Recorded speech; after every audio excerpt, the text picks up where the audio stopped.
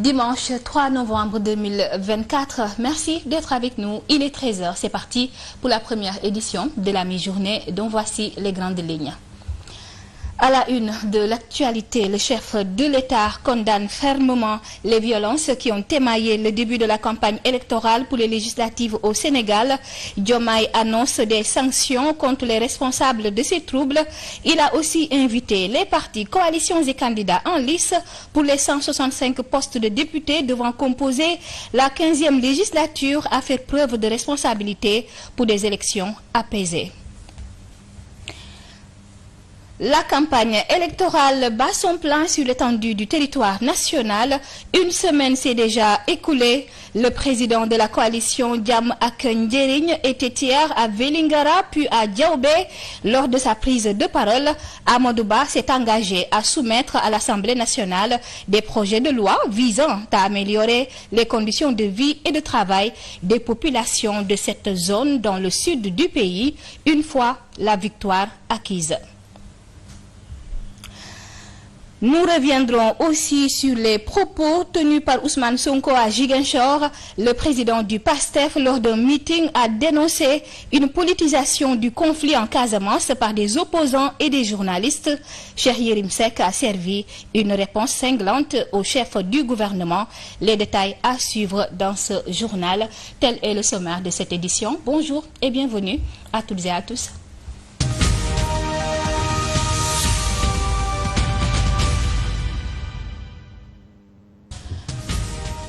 Dans un message délivré ce samedi, le chef de l'État, Bassirou Diomaye Faye, a condamné les violences notées dans la campagne électorale.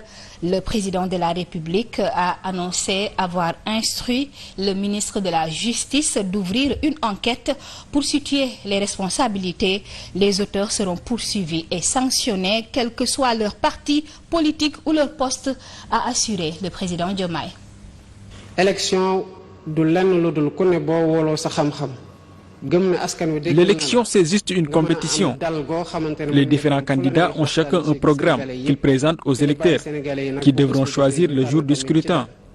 Les Sénégalais ont toujours fait preuve de maturité quand il s'agit de faire un choix, que ce soit un président, un maire ou un député. J'appelle aussi les acteurs politiques à être à la hauteur et de guider les électeurs. La violence n'a pas sa place dans le jeu politique, parce que ça ne règle rien. Les responsables politiques ñoo à la hauteur de maturité peuple bi maanaam matug askan wi bi loolu xewee woona ministre de la justice moo ma rendre compte ma ne ko na yoon def liggéeyam.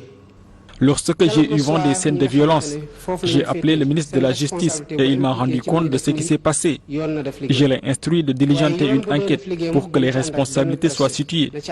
Quels que soient les auteurs, ils devront répondre de leurs actes.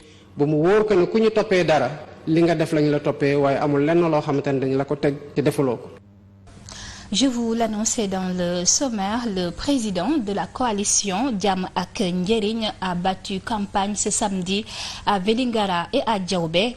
Amadou Ba a promis de soumettre à l'Assemblée nationale, une fois la victoire acquise, des projets de loi visant à améliorer les conditions de vie et de travail des populations de ces zones. Pour sa 7e journée de campagne, le président du parti La Nouvelle Responsabilité s'est rendu dans la commune de Vélingara. Il a ainsi appelé le pouvoir en place à se pencher sur la recherche de solutions aux problèmes économiques des populations sénégalaises.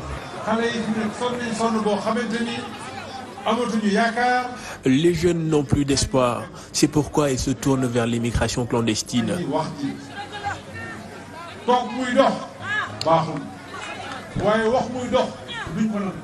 Les gouvernants doivent parler moins et se décider à agir.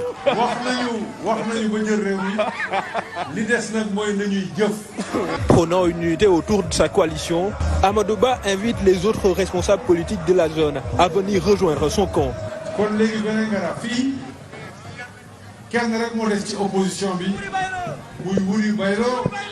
On lui demande,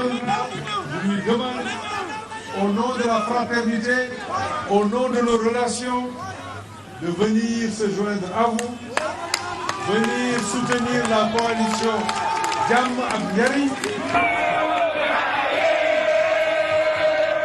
En chemin, le convoi d'Amadouba s'est arrêté à Diaoubé.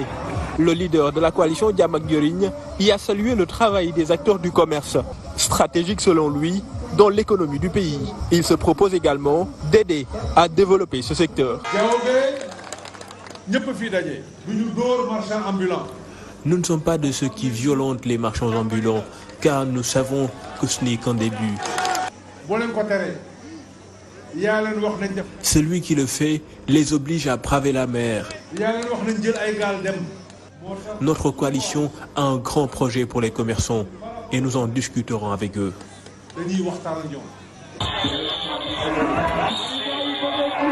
Des responsables politiques de ces localités se sont ainsi engagés à le soutenir pour ces élections législatives. C'est afin de débuter la matérialisation de ces projets à la représentation nationale sénégalaise. En campagne à l'intérieur du pays, l'ancien Premier ministre Amadouba a réagi à la vague de transhumance qui secoue le landerneau politique ces derniers temps. Pour le leader de la coalition Diamak Diorigne, cela n'est qu'une preuve de plus que le régime en place craint l'opposition sénégalaise.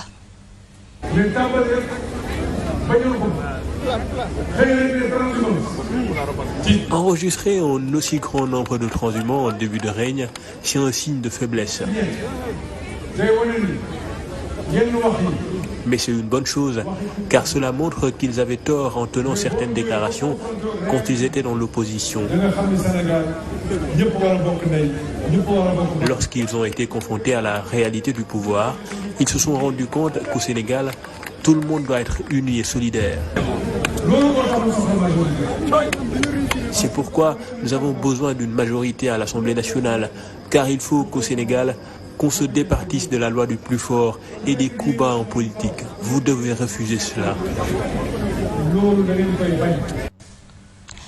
Le candidat Amadouba est également allé à la rencontre des populations de Médina Yoro Fula. 12 des 13 élus locaux de cette localité dans la région de Kolda ont décidé de l'accompagner pour ces élections législatives prévues le 17 novembre prochain.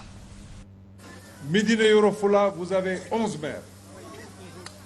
Les 10 sont restés ici. Plus le président du conseil départemental.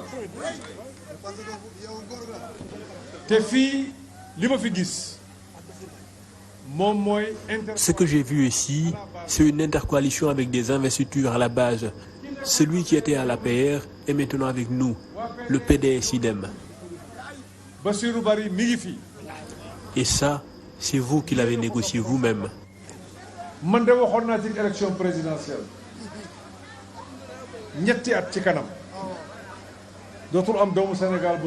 Je connais vos difficultés et moi j'avais dit il y a quelques mois que d'ici à 3 ans, toute la population sénégalaise doit avoir de l'eau et de l'électricité. 2050. Le nouveau régime le renvoie à 2050. Il faut que l'on revoie ce référentiel.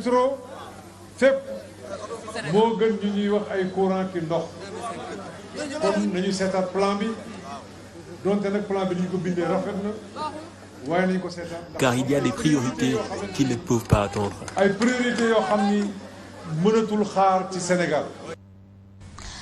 Et concernant toujours les échos de la campagne électorale à Ziguinchor, Ousmane Sonko s'est offert un bain de foule vendredi dernier.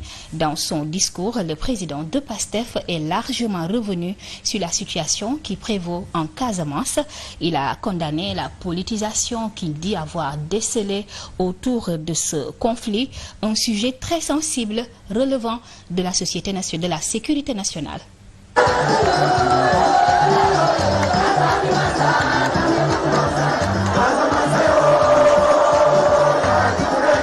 C'est l'une des déclarations fortes de ce meeting à Ziguinchor, la problématique de la paix en Casamance. Le plan Diomaye mis en place par le gouvernement permettra à la zone de relancer ses activités économiques, a déclaré Ousmane Sonko. Dès j'ai annoncé le plan Diomaye pour la Casamance. C'est un plan pour la paix, c'est un plan pour le développement, c'est un plan pour l'économie et c'est un plan pour le social.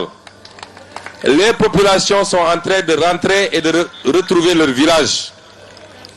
mais loolu il faut ñu accompagner ko par le déminage d'abord. La tête de liste nationale se montre très ferme quant à la volonté de certains leaders politiques de politiser cette affaire.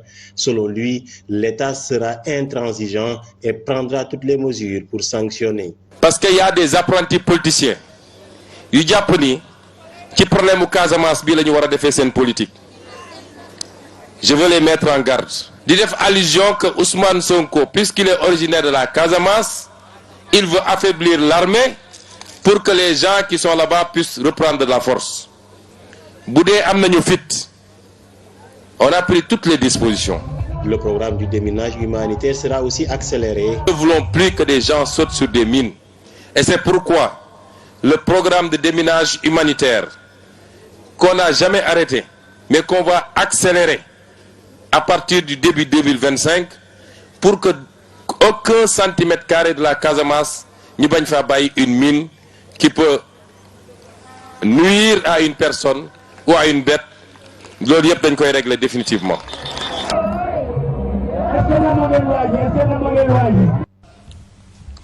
Le leader du parti PASTEF, Ousmane Sonko, s'est également prononcé sur la polémique autour du livre de l'historienne française Séverine d'Alberto sur la Casamance, un ouvrage intitulé L'idée de la Casamance autonome, possible zedette morale de la situation coloniale au Sénégal. Le livre ne sera pas commercialisé au Sénégal, d'après le chef du gouvernement. Quand je parlais de la question de la paix, yéen ñëpp dégg ngeen temps yi un livre bu ñu bind ñu ne c'est une Française qui a écrit ça. On en a discuté avec le président Diomaye. Ce livre-là, personne n'en fera la promotion ici au Sénégal. Si cette Française veut écrire, elle n'a qu'à aller écrire sur la Corse qui demande son indépendance à la France. Elle n'a qu'à aller écrire sur la Nouvelle-Calédonie qui réclame son indépendance, mais elle n'a pas à écrire sur le Sénégal. Et je veux dire à la France, je ne sais pas qu'est-ce qu'il y a derrière cette affaire. Parce que la France avait témoigné dans les années 90 avec Jacques Charpy en clarifiant la question de l'appartenance totale et intégrante de la Casamance au Sénégal. Maintenant qu'il y a un régime, comme je l'ai toujours dit, qui n'est pas anti-français, on nous sort un livre et puisqu'il ne peut pas revenir sur leur témoignage, il ne peut plus parler d'indépendance, il glisse sur la notion d'autonomie. Et ce livre-là ne sera pas autorisé au Sénégal, ne sera pas commercialisé au Sénégal. Et à propos de l'affectation du général Souleymane Kandé, Cheikh Yérim Seck tire à boulet rouge sur Ousmane Sonko. D'après le journaliste, le chef du gouvernement doit être la première personne à être arrêtée pour avoir divulgué des secrets d'État. L'autre chose, c'est par rapport à l'affectation du général Kandé.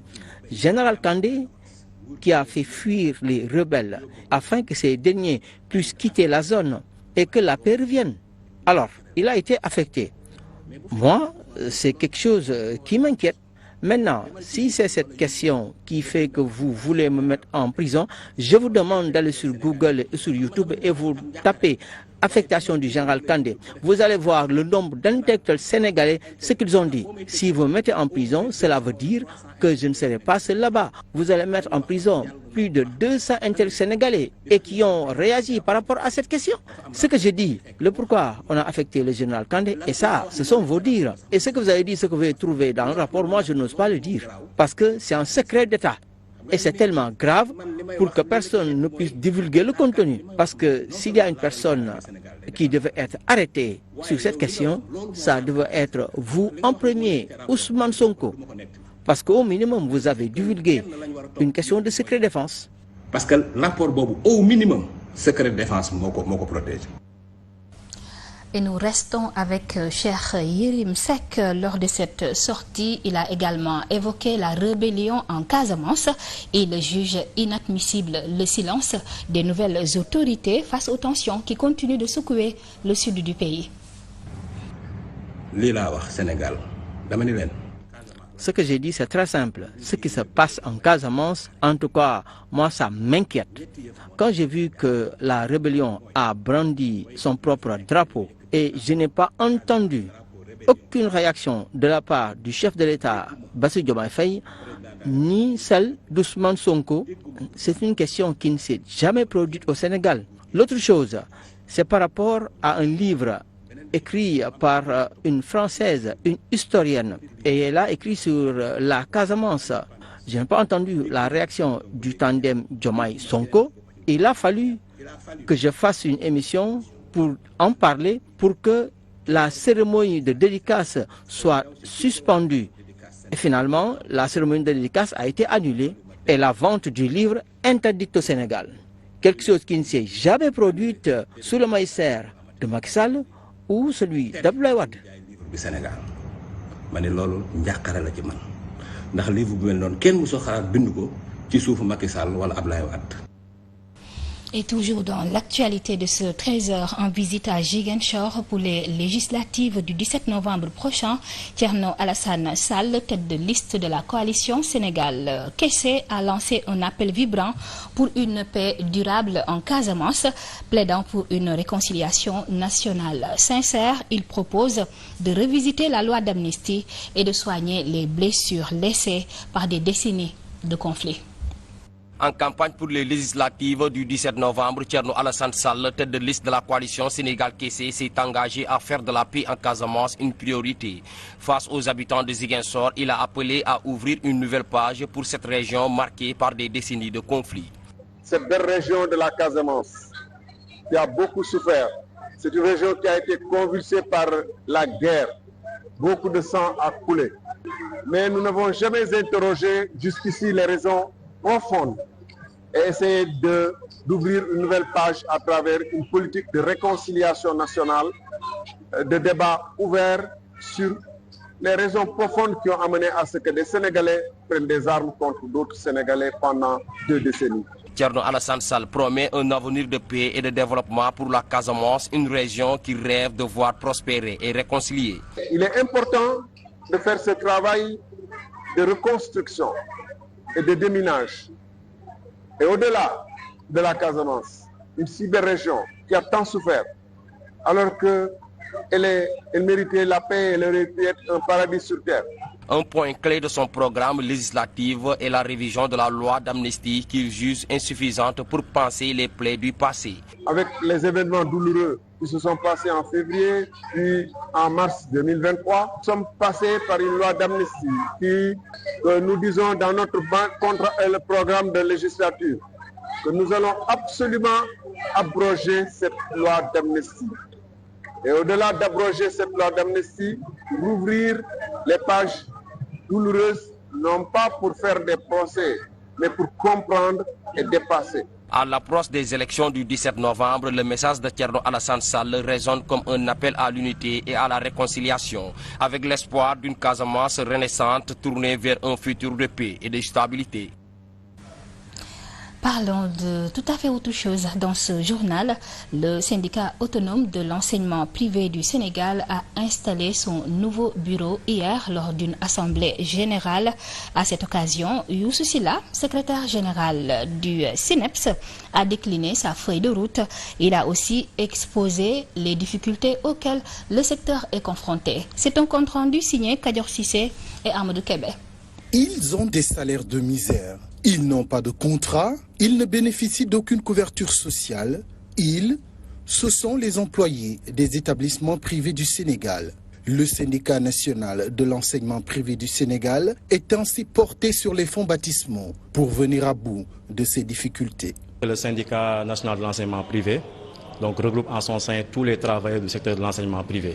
Donc parmi nous, il y a des enseignants, il y a des agents de l'administration, mais également des techniciens de surface. Face à la précarité qui prévaut dans leur secteur, ces employés des établissements privés du Sénégal ont le sentiment d'être laissés à eux-mêmes. Particulièrement, les enseignants ont beaucoup de problèmes dans les écoles privées. Des problèmes de contrat, les enseignants ont des salaires vraiment qui ne sont pas du tout décents. Les déclarants responsables ne respectent pas du tout la convention collective. Et en plus, des licenciements abusifs. Sous la houlette du secrétaire général nouvellement élu, le SYNEPS compte s'attaquer sans tarder au plus grand chantier. Que les enseignants puissent obtenir des contrats de travail, signés surtout par l'inspection du travail, qu'il y ait des DMT, des déclarations du mouvement de travailleurs, et qu'ils puissent avoir des versements au niveau de l'IPRES, mais également à la Caisse de sécurité sociale. L'État du Sénégal doit vraiment nous aider, faire le tout quand même pour que ces déclarants responsables-là puissent appliquer la Convention collective nationale de l'enseignement privé. Vous savez qu'il y a un gap dans le secteur du public. Et vraiment, dans l'enseignement privé, nous avons des diplômés, des gens qui ont le CAP, des gens qui ont le CAP. On demande vraiment au ministre, au prochain recrutement, s'il y en aura bien sûr, de penser à ces enseignants qui sont dans le privé, qui sont expérimentés. Mis en place depuis seulement un an, le syndicat national de l'enseignement privé du Sénégal compte sur l'adhésion massive des employés du secteur pour mieux se faire entendre. Et puis, à quelques jours de l'ouverture de la COP29 qui se tiendra à Bakou en Azerbaïdjan du 11 au 22 novembre 2024, des dizaines de femmes ont marché hier dans les rues de Dakar pour exiger une justice climatique. Ces militantes rêvent d'une prise de conscience au niveau local, mais surtout mondial, de l'urgence de répondre à la question du réchauffement climatique et de ses effets sur les populations et l'environnement. Avec leurs pancartes sur lesquelles sont inscrits les problèmes liés au changement climatique dans leur localité, ces femmes réclament justice.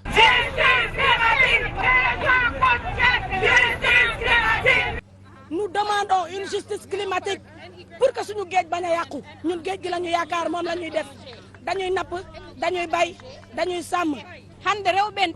Aujourd'hui, les femmes de Bakel sont fatiguées. Les inondations ont tout détruit. Pollution, érosion côtière, coups de vent, inondations marines et fluviales, salinisation des sols, le Sénégal subit des effets du changement climatique. Et ces femmes accusent les pays occidentaux d'être responsables de cette situation et réclament des dédommagements. Et qu'ils nous doivent de l'argent, beaucoup de milliards, pour nous dédommager. Parce que ce sont les pays industrialisés avec le cours au développement qui ont causé, qui causent des émissions de gaz à effet de serre. Prélude au prochain sommet de la COP29 qui se tiendra du 11 au 22 novembre à Bakou en Azerbaïdjan, ces femmes rappellent les promesses non encore tenues. Au moment où il sera question dans quelques jours de trouver des mécanismes de financement sur les pertes et dommages lors de la COP29, les scénarios et phénomènes extrêmes anéantissent des vies et des terres cultivées. Les femmes africaines sont très vulnérables au réchauffement climatique. D'ailleurs, elles le sont plus que les hommes. Selon les chiffres compilés par l'ONU, les femmes et les enfants risquent 14 fois plus que les hommes de mourir pendant une catastrophe climatique. Et ces femmes veulent faire entendre leur voix lors de la prochaine grande messe du climat.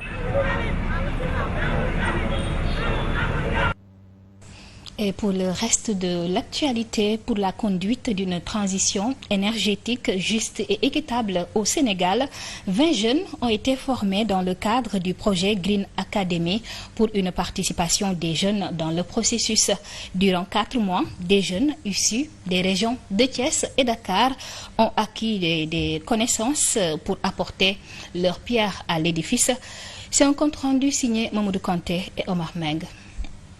Avec la découverte d'importants gisements au Sénégal et leur exploitation future, la question de la démocratisation du débat sur la transition énergétique se pose avec acuité. Green Academy, c'est un programme d'académie destiné à des jeunes leaders champions du climat du Sénégal que Teranga Lab, en partenariat avec la Fondation Energy Ball, a lancé pour cette année 2024. Sur plus de 500 candidatures, on en a shortlisté 20 qui sont des profils très intéressants pour porter le plaidoyer pour une transition énergétique juste. 20 jeunes sont ainsi formés dans le cadre de la première session du projet Green Academy pour porter le flambeau. Nos attentes avec la sortie de cette première cohorte, c'est qu'ils puissent être davantage des leaders investis par les questions de transition énergétique en portant naturellement des plaidoyers pour leur communauté. Avec l'adoption au niveau international des textes dont le pacte sur le futur, Cette initiative permettrait de mieux impliquer les jeunes dans la prise de décision. Et on a besoin de la jeunesse de porter ces messages-là et de, approprier aussi ces idées et de les mettre en œuvre sur le terrain ici au Sénégal. Donc pour nous, c'est un cadre de référence. Un défi que les académiciens comptent bien relever. À partir de cette formation, nous sommes bien outillés et nous avons beaucoup d'informations, d'expérience et nous savons les voies à prendre pour défendre et plaidoyer pour les jeunes. Le gouvernement du Sénégal s'engage dans le cadre de son agenda de transformation de l'économie à conduire une transition énergétique juste et équitable. Un bon prétexte pour mieux impliquer les jeunes et les femmes dans... Et puis sport en plus bref, football Ligue 1 sénégalaise. À l'ouverture de la 3e journée hier, Teungueth FC a repris la tête du championnat après son succès 2-0 devant Dakar Sacré-Cœur. Après un nul et une défaite, Oslo FA a quant à lui remporté son premier match en battant Diamano Fatick 1-0. Dans l'autre rencontre, l'US Gorée s'est incliné face à Walidan 2-3. Et puis au Soudan, au moins 12 personnes ont été tuées dans la ville d'El Fasher, dans l'ouest du Soudan, par des tirs d'artillerie des paramilitaires des forces de soutien rapide. Les FSR ont incendié une vingtaine de villages dans la même région, a dénoncé le gouverneur de la région du Darfour, Mini Arkou Minawi. Et pour terminer, en Espagne, le roi Felipe VI d'Espagne et son épouse, la reine Laetitia, sont arrivés ce dimanche 3 novembre en début d'après-midi à Pepotora, près de Valence, l'une des villes les plus endeuillées par les tragiques inondations qui ont ravagé cette semaine le sud-est du pays. Accompagnés par le Premier ministre Pedro Sánchez, les souverains doivent ensuite se rendre à Chiva, une autre ville des environs de Valence, durement frappée par cette tragédie qui a déjà fait au moins 214 morts. Chers téléspectateurs, c'est la fin de cette édition. Merci de l'avoir suivi. Je vous retrouve à 14h pour le journal en Wolof. Bon après-midi en compagnie des programmes de votre chaîne de télévision 7TV.